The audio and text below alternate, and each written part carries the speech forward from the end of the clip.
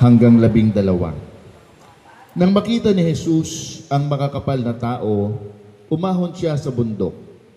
Pagkaupo niya ay lumapit ang kanyang mga alagad. At sila'y tinuruan niya ng ganito, mapalad ang mga aba na wala nang inaasahan kung di ang Diyos, sapagkat makakasama sila sa kanyang kaharian. Mapalad ang mga nahahapis, sapagkat aaliwin sila ng Diyos. Mapalad ang mga mapagpakumbaba, sapagkat tatamuhin nila ang ipinangako ng Diyos. Mapalad ang mga nagmimithing makatupad sa kalooban ng Diyos, sapagkat ipagkakaloob sa kanila ang kanilang minimithi.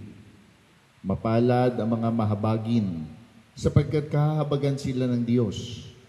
Mapalad ang mga may malinis na puso, sapagkat makikita nila ang Diyos. Mapalad ang mga gumagawa ng daan sa ikapagkakasundo, sapagkat sila'y ituturing ng Diyos na mga anak niya. Mapalad ang mga pinag-uusig dahil sa kanilang pagsunod sa kalooban ng Diyos, sapagkat makakasama sila sa kanyang kaharian. Mapalad kayo kapag dahil sa akin inaalimura kayo ng mga tao, pinag-uusig at pinagwiwikaan ng lahat ng uri ng kasamaan na pawang kasinungalingan.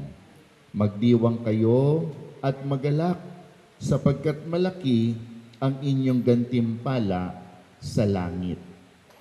Mga kapatid ko kay Kristo, mga mapalad, ito po ang mabuting balita ng ating kaligtasan. Ayan, sige, yung mga mapalad, pumalakpak, magalak, magdiwang at magsaya sa kabutihan at presensya ng Panginoon. God is good. And all the time, Elohim Tobim, ayun, naiwan na sila doon. No, ang sagot doon, kolasman. Ayan. Salitang Hebreo po yun, na yun din naman ang ibig sabihin, no? God is good all the time. Elohim Tobim, kolasman. Ayan. Pakilingon mo muna ang katabi mo. Sabi mo sa kanya, Elohim Tobim. Elohim Tobim. Ayun. Mabuti ang Diyos magpakailanman. Amen? Amen po ba? Yan din ang dahilan kung bakit tayo ay nagpapabalik-balik sa gawain ng Panginoon, dahil alam natin kahit iba-iba minsan ang sitwasyon, kagaya ng panahon, pero nananatili pa din ang kabutihan ng Diyos sa atin. Amen. Bago kayo magsiupo, itaas na muna po natin ang mga prayer request. Ganon din po ang mga daladalahan po natin na gusto nating idalangin na hipuin at pagpalain ng Panginoon. Mga larawan po ng inyong mga mahal sa buhay, lalo yung nasa abroad o nasa malayo, mga may sakit, no, ay atin pong sama-samang ipanalangin. Sabihin po natin, Yahweh, salamat po. Ngayon pa man, pinapaabot ko na ang aking taos-pusong pasasalamat, sapagkat naniniwala ako na dinirinig mo kami sa aming mga panalangin. Hinihiling ko po, pagpalain mo nawa lahat kong mga kahilingan, nasulat man o hindi, lahat ng ito, batid kong alam mo rin. Pagpalain mo rin po ang aking mga itinataas, mga daladalahan, kasi hanawa ito ng iyong kapangyarihan at maging kasangkapan ng iyong pagpapala. Pagpalain mo rin po ang aking mga mahal sa buhay. Hindi ko man sila kasama, nasaan man sila ngayon, nawa, tagpuin mo din sila sa pangalan ni Jesus. Maraming salamat po. Inaangkin kong answered prayer na ako sa ngalan ni Jesus. Amen and amen. Sa ngalan ng Ama, Anak, at ng Espiritu Santo. Amen at amen. Praise the Lord. Sige po, kayo makakauwi na. Sa gusto lang naman. Pero alam ko hindi pa kayo uuwi dahil naparito tayo hindi para sa masarap na merienda. Naparito tayo para sa salita ng Diyos. Yan. Magandang hapon po sa inyong lahat. No, nakakatuwa naman kayo na para kayong nag-e-exodo. Minsan nasa labas, minsan nandito sa loob. No? Baka isang araw nasa bubong na tayo. Hindi, yan ang mga anak ng Diyos, walang paglagyan. Saan mo man idako, saan mo man ipwesto, naroroon, magpupuri at magpapasalamat pa rin sa kabutihan ng Panginoon. Amen. Ayan.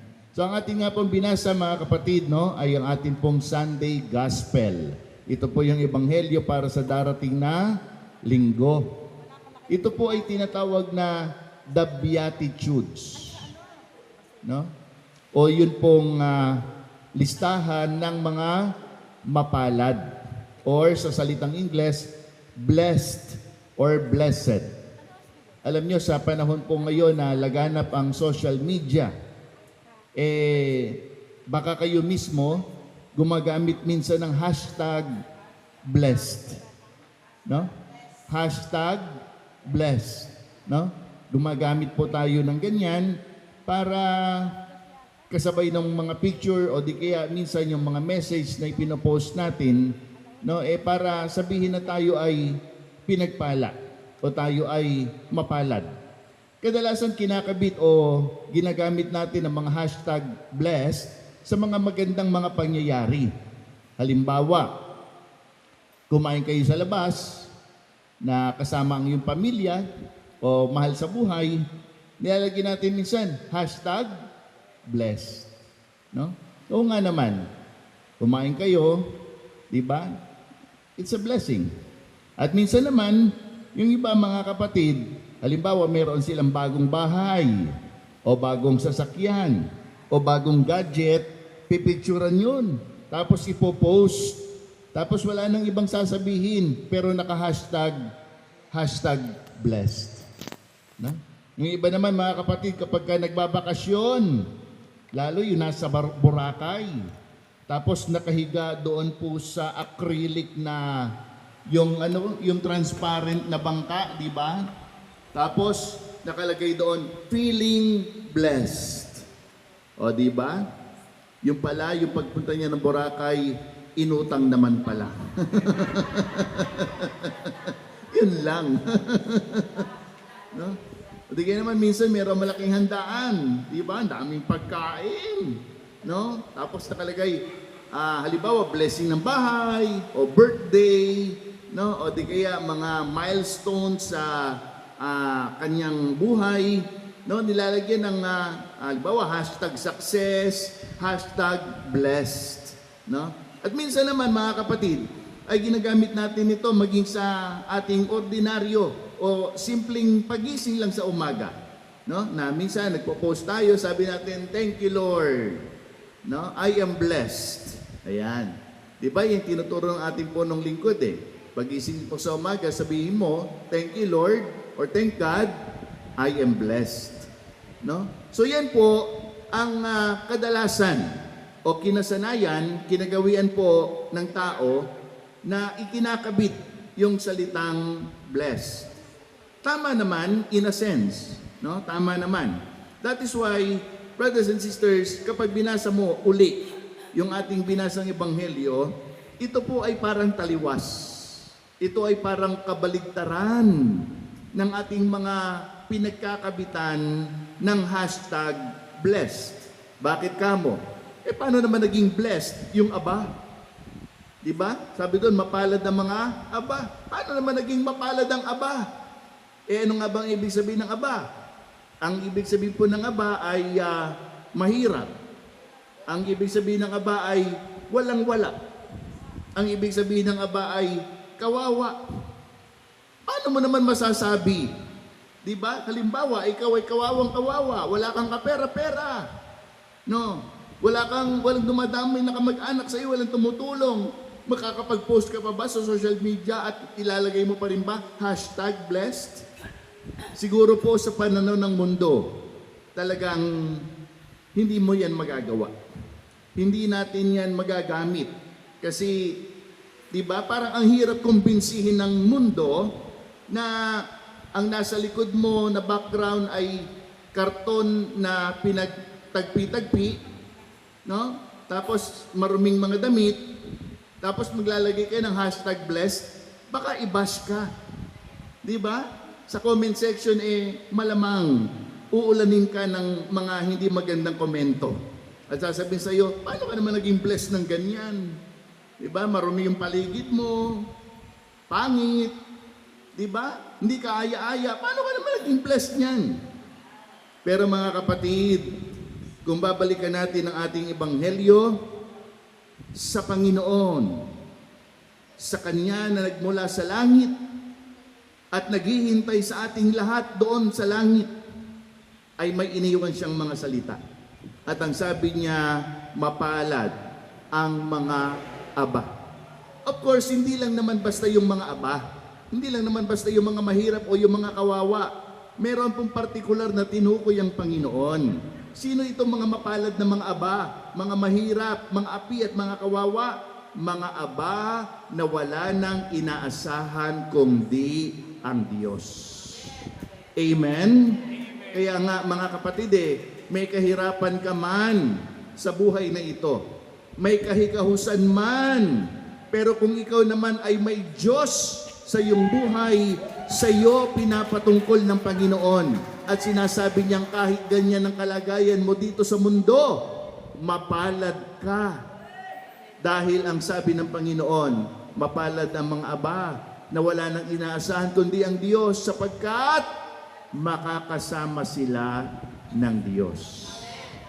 So yung buhay mo, buhay natin sa daigdig na ito, that is not the end of everything. No? Sa isang banda ang Panginoon may sinabi pa nga siya, kawawa kayong mga busog ngayon sapagkat kayo'y magugutom.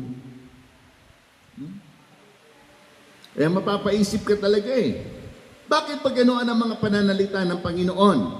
Kasi nga, mga kapatid, gustong ipaunawa sa atin ng Diyos na iba ang kingdom principles kaysa sa tinatawag na worldly principles. Nagbabangga ang dalawang ito. Ang tanong, mga kapatid, saan mo ba gusto na manatili forever? Doon ba sa mundong walang katiyakan o sa Panginoon na ang pangako ay buhay na walang hanggan? Siyempre, kay Lord na tayo. Sabihin mo yan sa iyong katabi, sabihin mo sa kanya, basta ako, kay Lord ako. Amen. At ito nga, yung ibig sabihin ng Panginoon, no? Na sa buhay na ito, oo, bagaman may suffering, bagaman may mga tiisin, bagaman we are not blessed as the standard of this world is telling us, pero sa mata naman ng Diyos, kapag ka ikaw ay laging umaasa sa Kanya, maging ng iyong kakainin, ng iyong iinumin, at ng lahat-lahat sa iyong buhay, inaasa mo sa Panginoon, naku, ang sabi ni Lord, mapalad ka. Amen. Kaya ang salita ng Panginoon hindi lang nagtatama, nagbibigay din ng malaking pag-asa. Kasi magandang madinig natin ang mga ito, no? Lalong-lalo na kung titingnan natin talaga ang takbo ng panahon, aminin mo man sa hindi, pahirap ng pahirap Pamahal ng pamahal ang bilihin, tapos wala naman halos pagtaas sa sinusweldo ng mga ordinaryong mga manggagawa. No? Nung minsan o kahapon nga, meron kaming napanood isang matanda, pobreng matanda na pinupukpok niyang ganon hindi ko na lang babanggitin kung saang ahensya yon. No? Pinupukpok niyang ganyan, no? Na para bagang inilalarawan ng video na yon na itong mga maliliit nakikiamot lang ng kakarampot samantalang yung mga nakaupo, sus, hayahay ang buhay. No? Pero Mga kapatid, paalala ng Panginoon sa buhay na ito. Oo, meron tayong kaabahan na mararanasan, meron tayong hapis na mararanasan, at may binabanggit din ng Panginoon na mapalad ang mga pinag-uusig. No? So itong pagiging aba, pagiging kawawa, kinakawawa, no? Minamaliit, hinahamak, pinagtatawanan, hindi pinapansin, hindi binibigyan ng pahalaga, nararanasan natin yan. At yun din po ang tinatawag na nahahapis. No? Gaano karami ang mga minsang nakakilala sa Panginoon na nung sila'y wala pa sa Panginoon, sabi nila, nung wala pa kami kay Lord, ang ganda ng buhay namin. Parang saganang-sagana kami. Kaya lang magulo naman ang aming pamilya. Pero ngayon, parang hindi naman ganoon kasagana. Pero ang malaking kaibahan, ang saya sa loob ng aming tahanan ngayon. Amen po? No? So, titiimbangin mo lang talaga eh. Dapat makita mo lang talaga kung ano ang nais ng Panginoon. Ito ay, kung tawagin mga kapatid, paradigm shift. Medyo technical po yung salita, no? Pero pag sinabing paradigm shift, no? Ito po yung pagkukumbinsi sa iyo mula sa isang paniniwala patungo sa ibang paniniwala. At dito tayo kinukondisyon ng Panginoon. Kasi nga, iba ang sistema, iba ang standard ng mundo, at iba din ang sistema at standard sa kaharian ng Diyos. Sa buhay na ito mapalad ka kapag ka mayaman ka. Oo nga naman, bakit? Mabibili mo ang lahat Sarap kayang matulog sa kutsyon, tapos aircon. Hello? Sino bang ayaw niyan? Siyempre, di ba? Logically speaking, talagang yan yung ideal life na pinapangarap ng halos lahat, mga kapatid. Pero dito nga, ay gusto tayong dalhin ng Panginoon sa ibang kaisipan. Kasi nga, tayo ay mga turista lang sa daigdig na ito. Kayo po ba ay nakapunta na sa ibang lugar para magbakasyon? Di pa? Yung iba, baka nagbakasyon lang doon sa kabilang kalsada. No? Pero kahit paano nakapunta na kayo sa ibang lugar, yung maliban dito sa Tondo naman siguro, pagka hindi pa kayo nakapasyal kahit sa Ambel man lang, sabihin ko kay Sir Susie, isama kayo sa Ambel. No? Pero ang ibig ko pong sabihin, mga kapatid, kapag tayo ay napupunta sa ibang lugar, bukod doon sa lugar na kung saan tayo lumaki at ating nakasanayan, at yun ang lagi natin nakikita araw-araw, pag tayo nakarating sa ibang lugar, lalo't maganda. Di ba? Hindi mawala sa isip mo na, sana taga rito na lang ako. Sana dito ako nakatira. No? Maganda, malaki ang looban, no? Maraming mga halaman, magandang kapaligiran, hindi katulad sa amin, dikit-dikit ang bahay. Basigi pang kalsada, umaga pa lang maingay na. O di ba? Yan yung mga karanasan sa mga rural areas. Di ba? Tama ba? Oo. No? Yan yung mga karanasan, mga kapatid. But dito nga sa mga salita ng Panginoon, no, ang tawag diyan paradigm shift. Yan, no? Kasi yun nga dahil sinilang tayo sa mundong ito, at nung isilang ka sa mundong ito, laking tuwa ng magulang mo, at ang kamay nila ang naging iyong ilaw. Ay, araw Diyos ko. No? Pero, yun nga ang ibig ko sabihin, mga kapatid, meron tayong mga nakasanayan dito. No? Meron tayong mga kinalakihan. At bago natin nakilala si Lord, di ba, mas nasanay tayo sa gawi ng mundo Kaya nga, pag madidinig mo itong sinasabi ng Panginoon sa ating ebanghelyo, mapalad ang mga aba. Ha? Paano magiging mapalad nga naman yung aba? Di ba? Parang ang hirap paniwalaan. Bumabangga ito doon sa mga nakasanayan natin kasi, di ba, bilang isang ordinaryong Pilipino, isang ordinaryong mamamayan, kayo po lumaki dito ng Tondo, paano mo masasabing mapalad ka, taga-Tondo ka? Baka sabihin ng iba, di ikaw na lang dito. No? Pero, ito na nga, mga kapatid, ang salita ng Diyos, ang pangangaral nito ng Panginoon ay nais niya tayong dalhin, hindi lamang sa pagbabago ng paniniwala, kundi ang totoo, ang ipinapakita niya ay ang kingdom principles. Kung saan ito ang ating magiging pangwalang hanggang tahanan. At gusto ng Panginoon, masanay tayo doon. Kaya dito sa lupa, mga kapatid, sinasanay tayo Kaya kapag nakakarinig tayo ng salita ng Diyos, tinuturuan tayo, mapalad ang mga api, ang mga kawawa, ang mga minamaliit, na wala nang ibang inaasahan kundi ang Diyos. Kasi ang nakasanayan natin lagi tayo may inaasahan No? Andiyan naman si Mayor andiyan naman yung tagalistang kaibigan ko yun yung tagalista. Hello.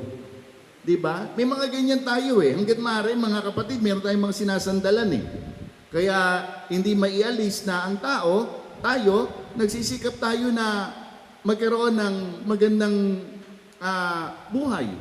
Nag-a-abroad, ginagawang umaga ang araw, di na halos nagpapahinga, wala na halos tulog sa pagkayod, sa kagustuhang makaangat sa buhay. Kasi inisip natin, pag may pera ka, okay ka. Inisip natin, pag maganda bahay mo, okay ka. Inisip natin, na kapag kayo mayroong magandang negosyo, okay ka. Logically, and in principle, bilang mga mamamayan ng daigdig na ito, it makes sense. Tama nga naman. But again, the Lord is simply telling us that is not the principle of the kingdom of God. Dahil ang gusto ng Panginoon, wag sa tao, wag sa kayamanan, wag sa iyong kakayanan ka umasa, sa Diyos ka umasa, at ang Diyos ang bahala. Amen. Kaya nga di ba sinasabi ng Matthew 6:33, very basic, and seek ye first the kingdom of God and His righteousness, and all these things shall be added unto you. Tayo, binabaligtad natin. Ibigay mo muna, saka ako susunod. Di ba? Pagpalain mo muna ako, Lord. Di ba? Maraming ganyan Sasabihin, Lord, sige, susunod ako, pero Lord, kailangan magkatrabaho muna ako. Nagkaroon ng trabaho, Diyos ko, lalong nawalan ng oras. Madaming ganyan sa abroad. Yan, yung ating kapatid, galing ng Hong Kong yan.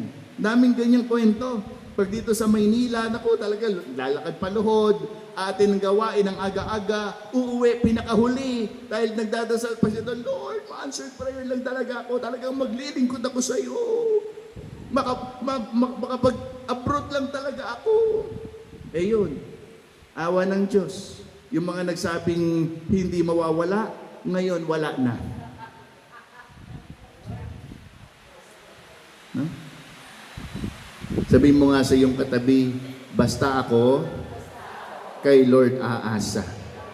Palakpakan natin ang Panginoon. Amen ba? Basta mahalaga sa Diyos tayo umasa. Kasi nga, ang pangako ng Diyos, mapalad ang mga aba, na wala nang inaasahan kundi ang Diyos, sapagkat makakasama sila sa Kanyang kaharian. Kaya magandang maintindihan po natin ito, mga kapatid tapos, nagbanggit pa ang Panginoon mapalad ang mga nahahapis, sapagkat aaliwin sila ng Diyos. Alam niyo, ang pagsunod sa kalooban ng Diyos hindi laging masaya.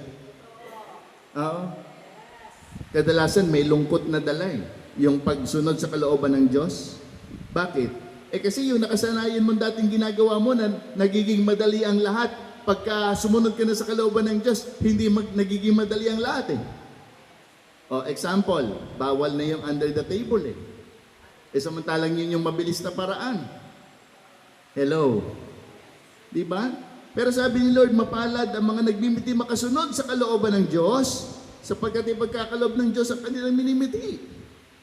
Ang kailangan lang, yung tayo po ay makatawid mula po doon sa ating nakasanayan, tungo doon sa itinuturo ng Panginoon.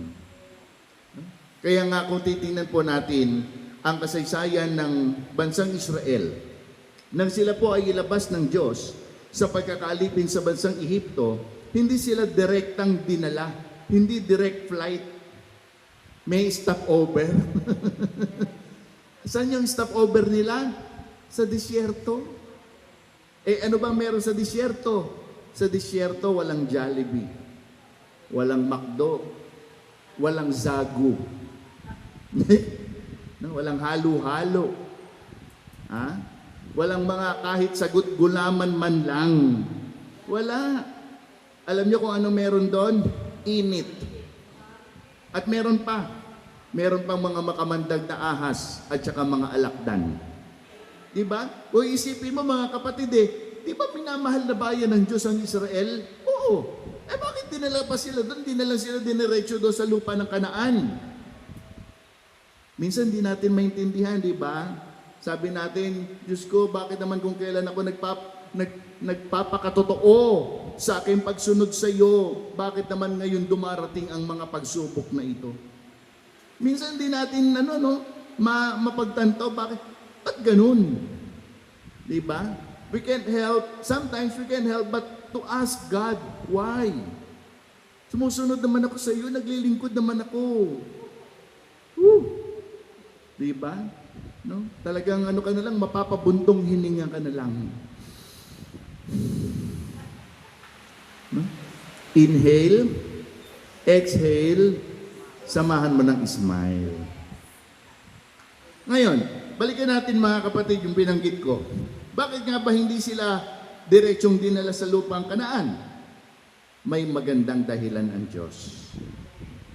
Kasi for the long 400 years of their stay in Egypt, 400 taon po silang nakipamayan at naging alipin sa bansang Ehipto. No? Mantakin mo, yung 400 taon na yon, maraming nangyari doon. Parang ganito mga kapatid, bigyan ko kayo ng example. Ang mga Batanggenyo, ang lakas makahawa niyan. Yung kanilang punto, subukan mo, meron kang kasamang Batanggenyo. Buong maghapon mo lang kakwentuhan yan. No? Mapapansin mo, bandang gabi o hapon, puntong Batangas ka na din. Nagkakaroon ka ng punto na. Punto pa lang yan.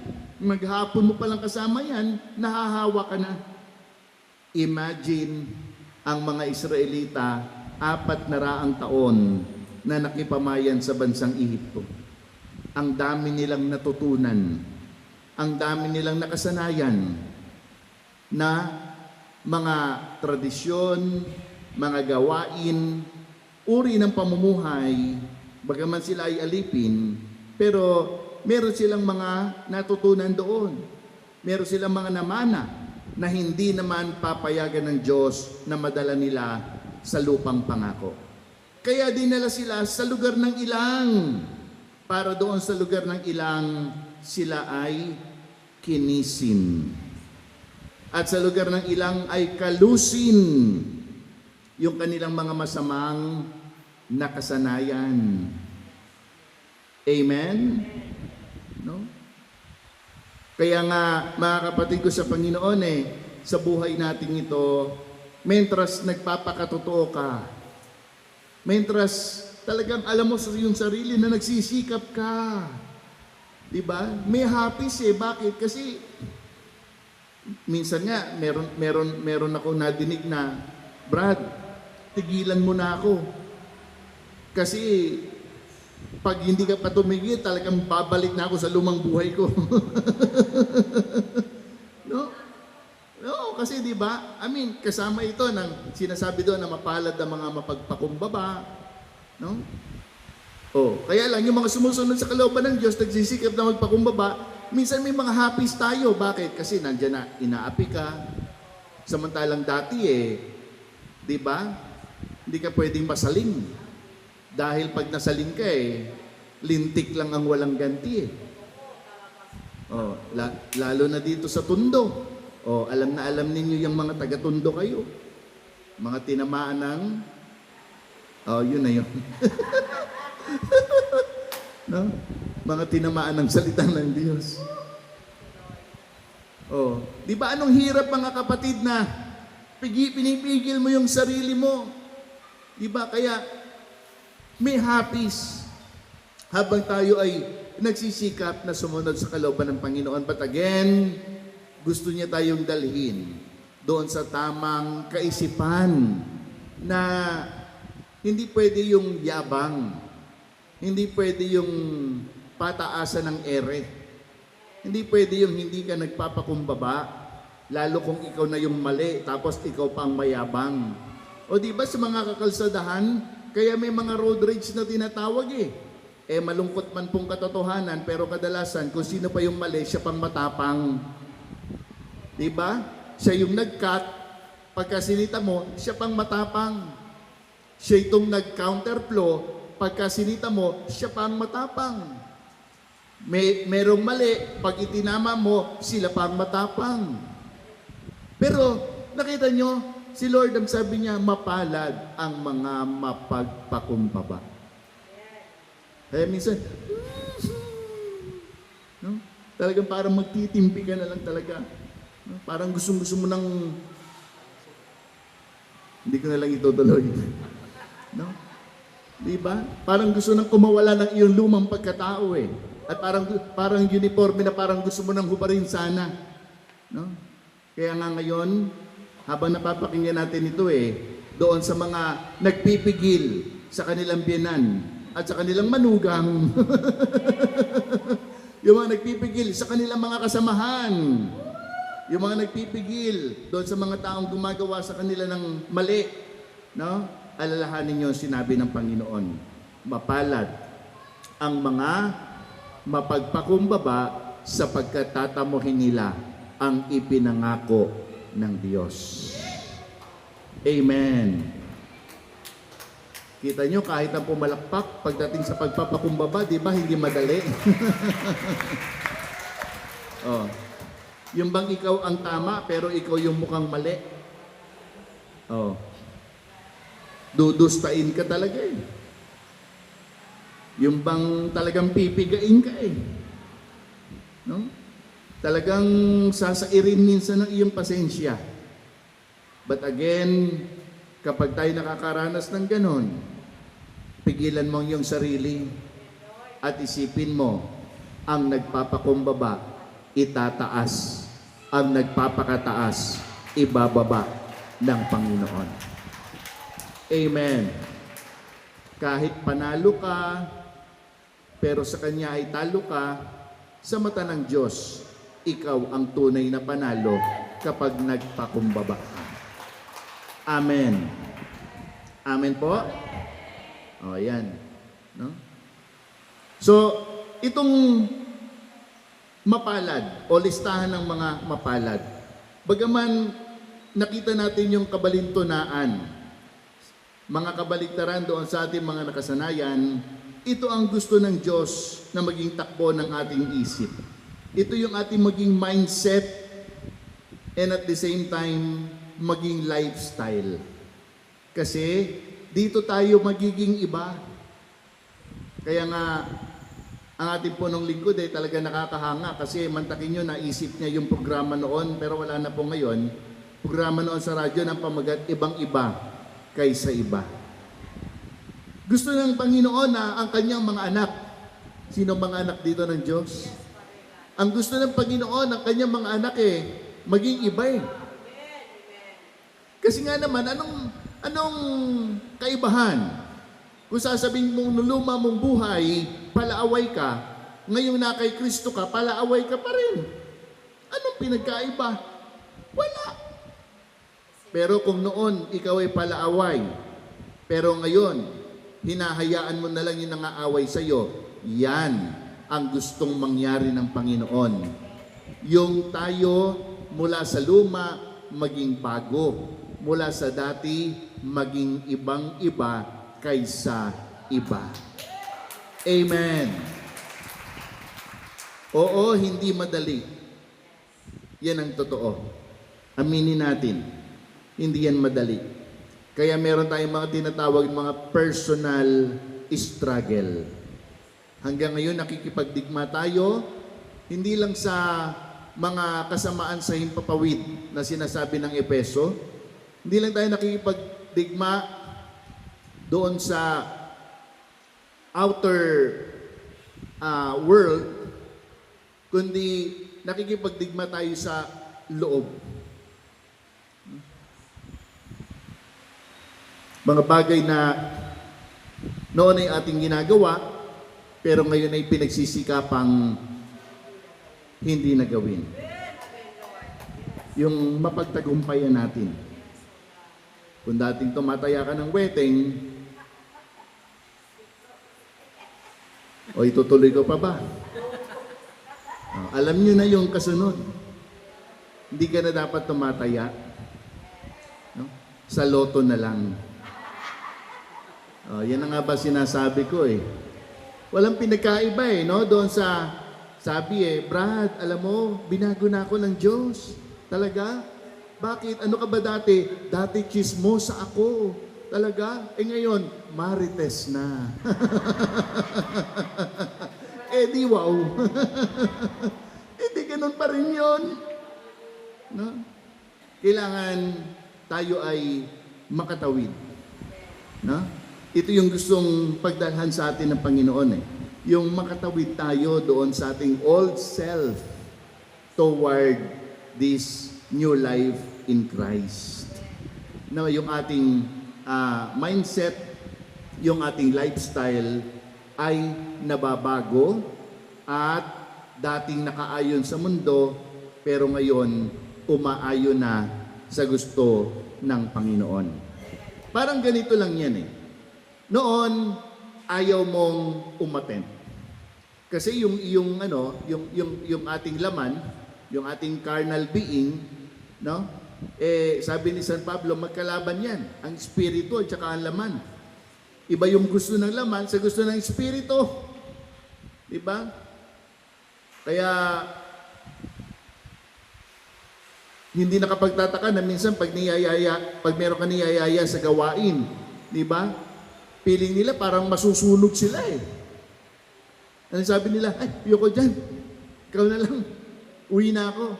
No? Ibang sabi mo eh, halika, lilibre kita sa Jollibee. Maya-maya dito mo dinaan. Sabi, saan tayo pupunta? Daan muna tayo simbahan. Hindi, Jollibee na lang ako mag-iintay. Hello? No? Kasi yun ang ayaw at gusto ng laman ay baligtad sa ayaw at gusto ng Espiritu. Ang pagsisimba, ang pagdalo sa gawain ng Panginoon, gustong-gusto ng Espiritu yan. Pero yung ating laman, ayan, kita mo, hindi nakapagtataka na habang nakikinig ka ng salita ng Diyos, minsan, ang dami mong naaalala.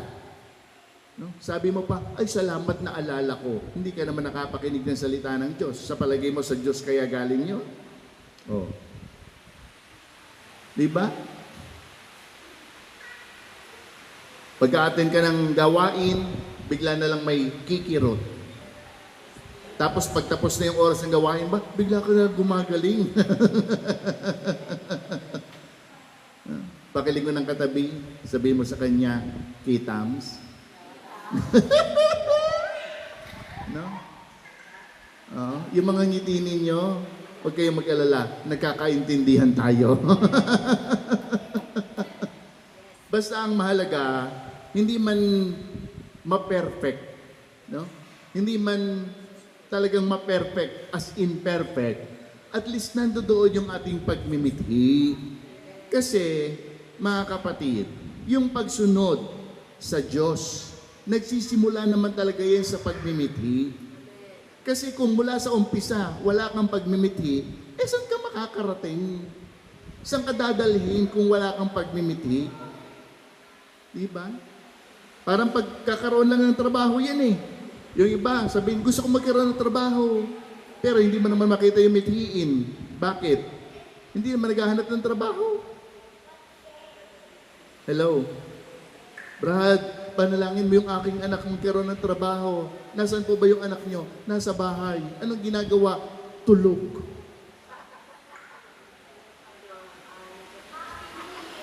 Oh, yung pagmimithi, ito yung magdadala sa atin doon sa gusto nating mangyari. No? Kaya kung tila minsan naglalaban pa hanggang ngayon ang kalooban ng Diyos at ang ating sariling kalooban, at least have that desire. Magkaroon tayo ng hangarin, sundin pa din ang ninanais ng Panginoon. Sapagkat maliwanag naman ang sinasabi sa verse 6 ng ating Ebanghelyo. Mapalad ang mga nagmimiting makatupad sa kalooban ng Diyos, sapagkat ipagkakaloob sa kanila ang kanilang minimithi.